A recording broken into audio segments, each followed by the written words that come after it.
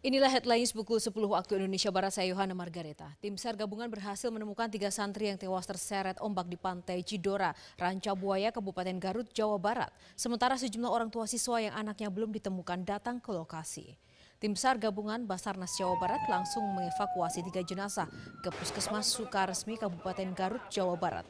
Ketiga santri tersebut ditemukan sekitar 5 sampai dengan 8 km dari lokasi kejadian. Jenazah pertama atas nama Faizal Ramadan, warga Depok, berhasil ditemukan di kawasan Pantai Cilayu yang berjarak sekitar 8 km dari lokasi pertama korban hilang. Selang 30 menit kemudian, jenazah atas nama Khalid Abdul Hasan, warga Bekasi, ditemukan dari kawasan Pantai Pasanggerahan.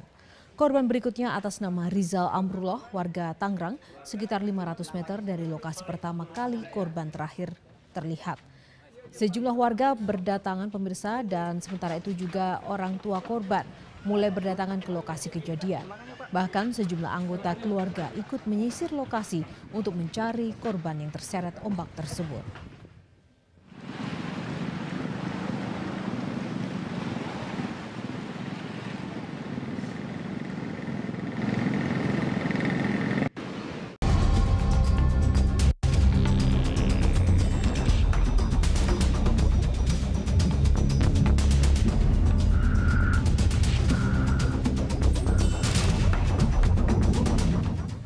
Kita lanjutkan Prime Time Talk malam ini, pemirsa. Presiden sudah menegaskan gebuk pengganggu NKRI. Pak TB, komentar Anda? Ya, saya kira sudah harus dibicarakan itu sudah 10 tahun yang lalu. Ya, saya waktu menjadi komandan garnison itu juga mengikuti. Karena saat-saat itu dibentuknya front itu. Oh, begitu ya. Oh, pas saat itu Anda jadi dan garnison ya? Di situ komandan garnison. Tahu betul ya, kemudian sejarah. Tahu situasi dan lain sebagainya. Seharusnya sudah mulai ya. Saya hanya ingin mengatakan begini ya. Negara Kesatuan Republik Indonesia ini kan dibangun, ya, kemudian ditegakkan dan kemudian direbut ya oleh para pejuang negara Kesatuan Republik Indonesia yang saat itu tidak berbicara dari suku mana, agama apa, aliran apa dan sebagainya. 100% para tokoh-tokoh pendiri bangsa ini berkumpul bersatu, kemudian mendirikan negara Kesatuan Republik Indonesia. Begitu. Tanpa ada aturan, tanpa juga bahasan-bahasan soal pluralisme dan lain sebagainya. Tanpa ada deal-dealan. Tidak ada deal-dealan. Semua ikhlas, jujur dan tulus. Dan kemudian berjalan dengan baik. Mengapa kemudian ketika sudah tahap mengisi kemerdekaan, sudah mapan, sudah ada undang-undang. Ya, kalau berbicara ormas, ada undang-undang nomor 17 ya tahun 2013. Kalau berbicara soal pelanggaran-pelanggaran hukum, KUHP lebih canggih. Kalau berbicara IT, kita ada undang-undang ITE. Jadi apa yang kurang? Sudah lengkap semua. Lengkap. Sekarang tinggal negara harus punya keberanian. Siapa yang kemudian mengganggu tegaknya negara Kesatuan Indonesia dihadapi secara hukum. Ya, jadi Presiden bilang gebuk aja wajar dong ya? Iya wajar, wajar. Nggak ada urusan hak asasi? Harusnya dari dulu. Tentu pengertian gebuk, bukan serta-merta begitu ya.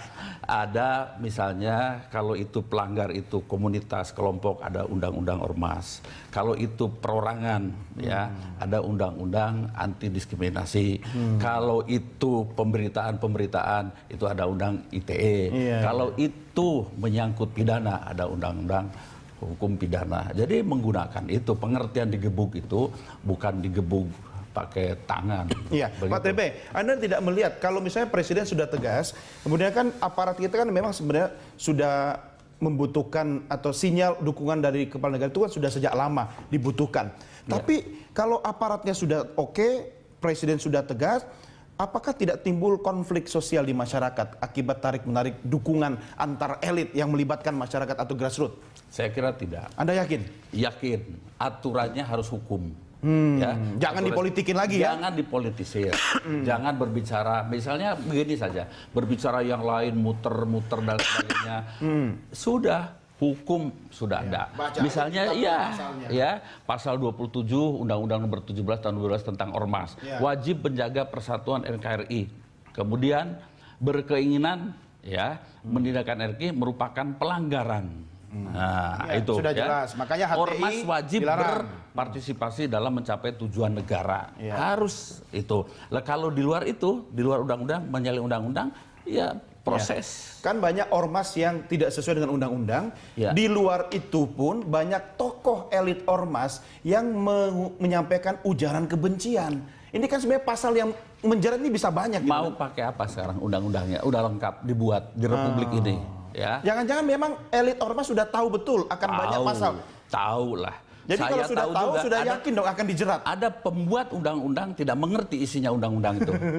Ayo teman-teman mungkin. Ayo kita buka-bukaan saja. Ya kalau mantan kolega Anda di parlemen. Ya kira-kira begitulah. Berputar ke sana kemari. Sudahlah nggak usah jadi al-munafikun. Ya itu undang-undangnya mari kita baca. Mana kesalahannya sudah di situ. Dan apakah kita masih mencintai tegaknya negara kesatuan Republik Indonesia? Nah, kalau masih, mari kita tegakkan. Tapi kalau tidak, silahkan keluar dari NKRI atau berhadapan dengan aparat. Jangan merusak NKRI. TNI pun punya kewajiban. Kan negara kesatuan Republik Indonesia adalah harga mati. Ketika sampai melampaui batas-batas, sampai misalnya separatis, itu bisa. Ormas dalam pasal-pasal tertentu itu ada, ya bisa. Dengan kata lain, quote and quote itu digebuk. Tapi tentu secara hukum ada prosedurnya. Artinya Pak Pujo ini kan gebuk ini kan tanda petik artinya tetap melalui mekanisme dan prosedur hukum. Itu kan. Jangan pakai gaya apa tuh yang di film itu yang dia mencuri dari orang kaya kemudian ngasih ke Robin Hood. Saya mau gini aja. Istilah dulu waktu kami masih bertugas zaman Orde Baru itu ada gebuk. Bahkan disukabumikan katanya. Wah, itu zaman beliau itu zaman belum itu masuk itu. Ngeri itu dengar itu. Saya masih berpangkat kapten. Digebuk. Wah, habis itu disukabumikan katanya. Kalau istilah disukabumikan itu dulu Kapolri itu. Lalu kalau yang TNI itu digebuk. Tapi kalau sekarang itu bukan digebuk model gaya dulu ya. Lagi pula juga sekarang kan media sosial ya, ada hukumnya, sangat berkembang kan. Artinya begini, sedikit-sedikit aktivitas aparat kita disorot lewat media sosial ya kan. Benar atau salah orang tidak peduli, kadang-kadang langsung di-share. Antisipasinya bagaimana agar opini publik itu tidak semakin liar gitu? Jadi Kepolisian Negara Republik Indonesia itu dengan munculnya fenomena media sosial itu telah melakukan antisipasi. Yang pertama kita memperkuat yang namanya deteksi. Deteksi dengan membuat satu direktur namanya Direktur Kamner di Pak Intelkam yang fungsinya untuk melakukan deteksi, salah satunya adalah di media sosial. Yang kedua kita juga memperkuat namanya cybercrime. Cybercrime itu dulu Kabak, sekarang menjadi satu direktur cybercrime. Tapi infrastrukturnya ditunjuk enggak? Tentu saja dengan penambahan dari Kabak menjadi direktur itu tentu saja dengan semua konsekuensinya. Termasuk anggaran. Infrastruktur, orang, anggaran. Jangan sistem, orangnya sudah ada, infrastruktur lengkap, anggarannya kembang kempis.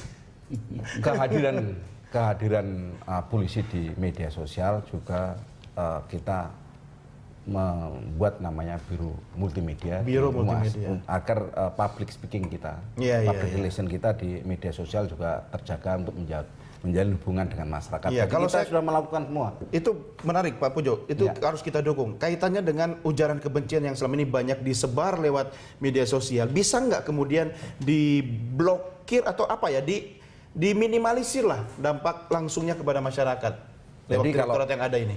Kalau masalah blokir itu kewenangannya ada di Kominfo.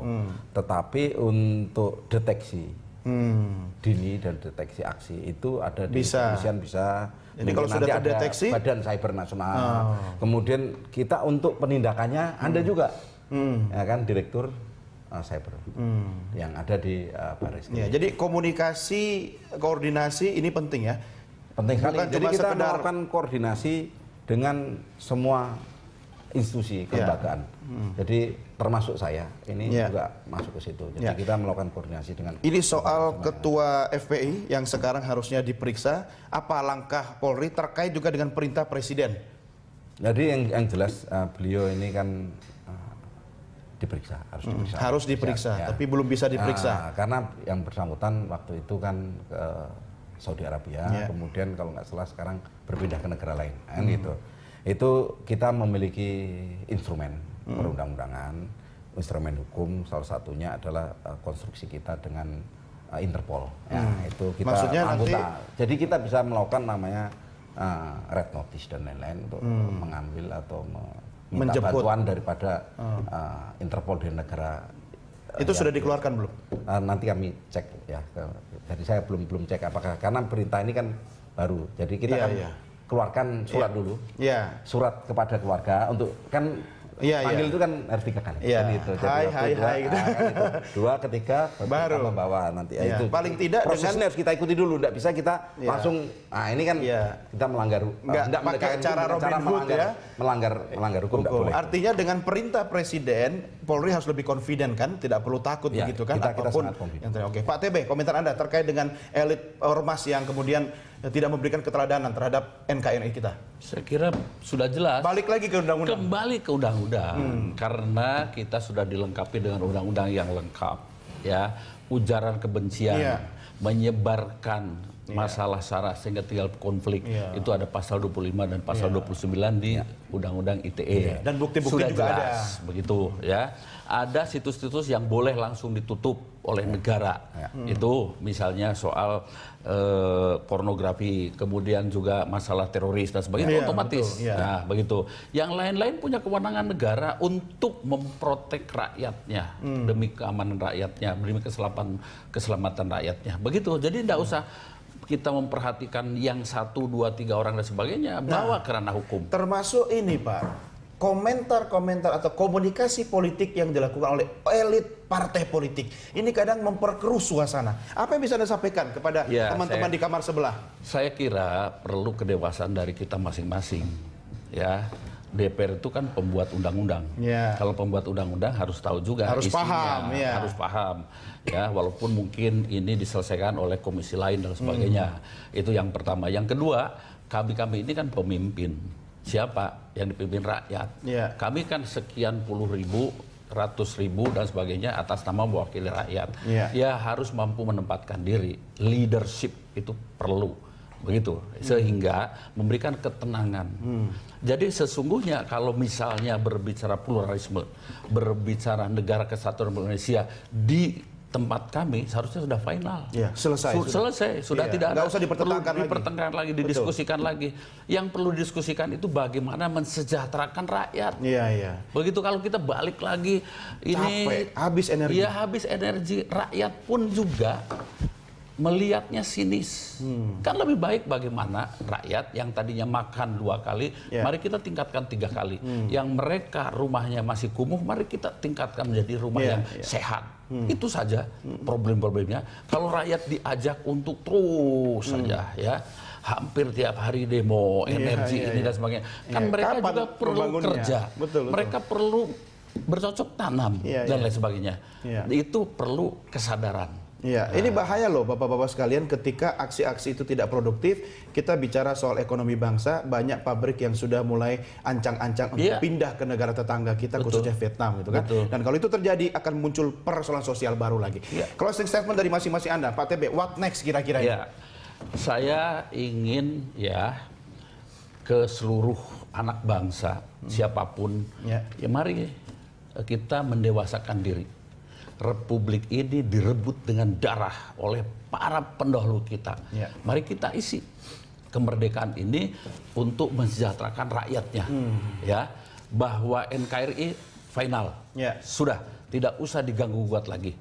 Pancasila sudah menjadi landasan perjuangan, landasan negara dan sebagainya. Sudah selesai. Bagi yang mengganggu-ganggu, yang mengganggu selesaikan secara hukum. Sudah ada kepolisian yang kuat, di backup oleh Tentara Nasional Indonesia. Jadi apalagi? Siap. Pak Pujo, closing statement. Closing statement dari saya bahwa garda terdepan kita, pertahanan keutuhan bangsa ini adalah TNI Polri. Jadi soliditas itu menjadi harga mati. Yang kedua adalah bahwa hukum adalah sebagai panglima. Jadi kalau semua ya para pelaku mengganggu kesatuan dan persatuan bangsa ini harus berhadapan dengan hukum. Ya. Jika mereka ada pasalnya, aturan sudah jelas. Aturan sudah jelas. Iya, pokoknya jangan ragu-ragu, Bapak-bapak, rakyat mendukung. Ya. Alhamdulillah. Pak Pujo, terima kasih. Selamat bertugas kembali. Jenderal, terima kasih. Terima kasih. Dan pemirsa, inilah akhir jumpa kita dalam Prime Time Talk. Jangan kemana-mana, sesaat lagi Anda dapat menyimak Connect 360. Jangan lupa pemirsa, Anda juga bisa mengirimkan informasi, kritik, dan saran pada kami lewat email di redaksi@berita1.tv. Follow kami via Twitter, Facebook, YouTube, dan Instagram. Saya Doni The Kaiser, atas nama redaksi dan rekan-rekan kerabat kita yang bertugas, mengucapkan terima kasih. Jangan lupa pemirsa, NKRI harga mati, merdeka. Selamat malam, sampai jumpa.